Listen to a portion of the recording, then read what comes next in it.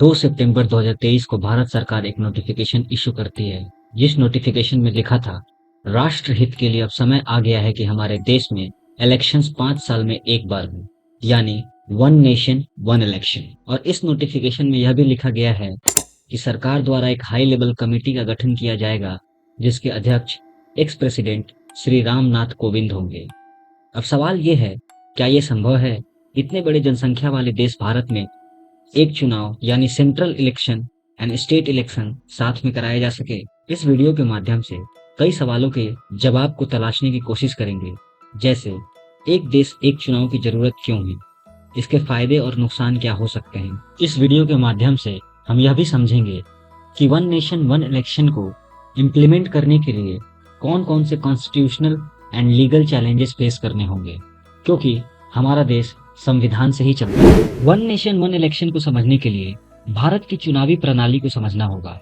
भारत में 3 तरह के चुनाव होते हैं: central election, state election and local bodies election. अगर सेंट्रल इलेक्शन की बात की जाए तो सेंट्रल इलेक्शन को लोकसभा चुनाव भी कहा जाता है। लोकसभा चुनाव के माध्यम से सांसदों का चुनाव होता है और लोकसभा के माध्यम से ही भारत की जनता अपने लिए प्रधानमंत्री का चयन करती है। लोकसभा चुनाव 5 साल में एक बार होता है। नंबर 2, स्टेट इलेक्शंस, विधानसभा चुनाव या विधायकों का चुनाव।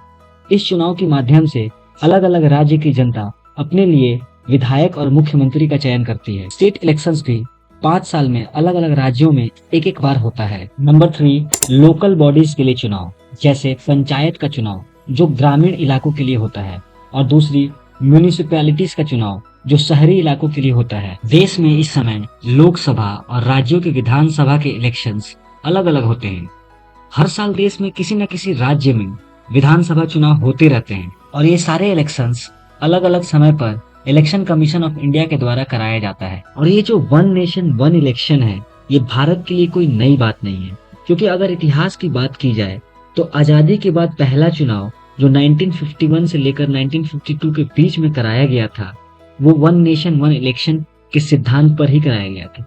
उसके बाद भी 1957, 1962, 1967 में भी लोकसभा और विधानसभा का चुनाव साथ साथ ही हुआ था। लेकिन 1968 और 1969 के बीच राज्यों की विधानसभा भंग हो गई और कुछ राज्यों की सरकारें भी गिर गई थी, जिससे ये सिलसिला टूट गया। अगर वन नेशन वन इलेक्शन के फायदों की बात की जाए तो इसमें सबसे नंबर 1 फायदा है गवर्नेंस। भारत में चुनाव को कराने की जिम्मेदारी इलेक्शन कमीशन की होती है और इलेक्शन कमीशन ऑफ इंडिया एक इंडिपेंडेंट बॉडी है। इलेक्शन कमीशन को चुनाव शांतिपूर्ण तरीके से ऑर्गेनाइज कराने के लिए संसाधनों की जरूरत पड़ती है, जैसे police, arm forces, administrative officials और भी बहुत अलग अलग रिसोर्सेस। और चुनाव के टाइम ये सारे लोग देश का काम यानी सरकारी काम छोड़कर चुनाव की ड्यूटी में लग जाते हैं, जिससे सरकारी काम में काफी विलंब होता है और बाधा भी पहुंचती है। इसलिए अगर 5 साल में सिर्फ एक बार चुनाव हो तो सरकारी काम में कम रुकावट आएगी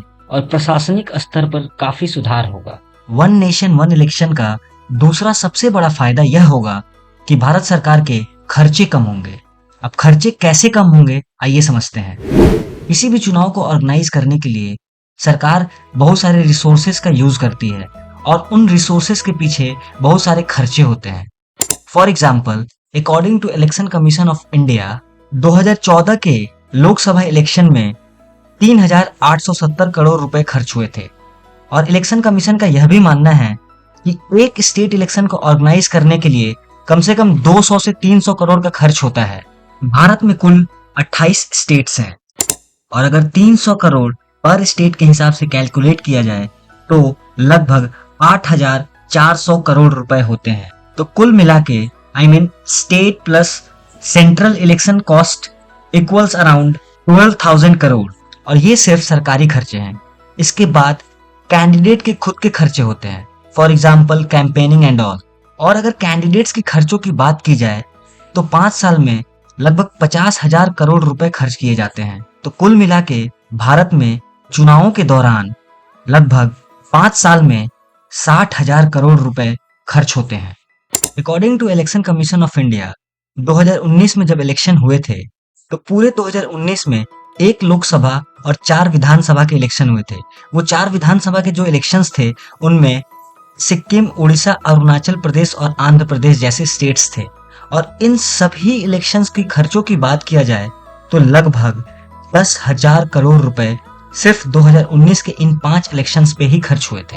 इलेक्शन कमीशन ऑफ इंडिया का यह भी मानना है, अगर भारत में एक साथ चुनाव होते हैं तो यह खर्चा सिर्फ 4,500 करोड़ रुपए में निपट जाएगा। इस हिसाब से भारत की जनता का खूब सारा पैसा बचेगा और उन पैसों का इस्तेमाल कोई और विकास के कार्यों में किया जा सकता है। वन नेशन वन इलेक्शन से सबसे अधिक फायदा अगर होगा तो वो होगा सोसाइटी का, क्योंकि चाहे कोई भी चुनाव हो, सेंट्रल इलेक्शन हो या स्टेट इलेक्शन, चुनावी माहौल में समाज का माहौल जरूर खराब होता है।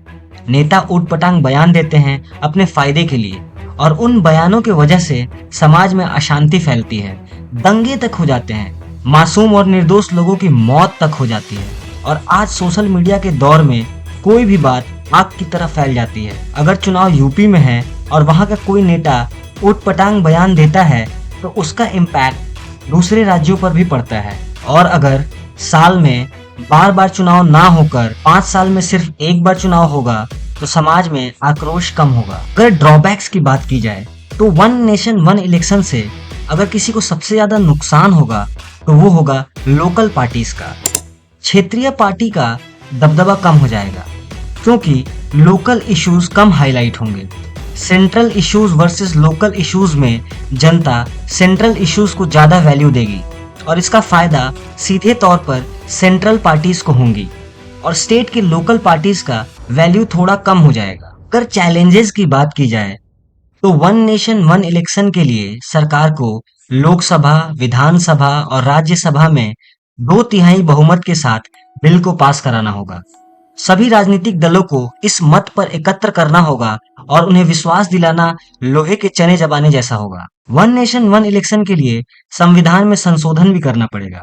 For example, article 83, article 85, article 172, article 174, article 356 में संशोधन करना होगा। फायदे नुकसान और भी सारे पॉइंट्स को देखकर कई लोग वन नेशन वन इलेक्शन के पक्ष में हैं तो कई लोग इसके साथ खड़े नहीं दिखाई देते। आपका क्या मानना है कमेंट बॉक्स में जरूर बताइएगा। Hope you like the information. Please hit the subscribe button for more video like this. Thank you. जय हिंद।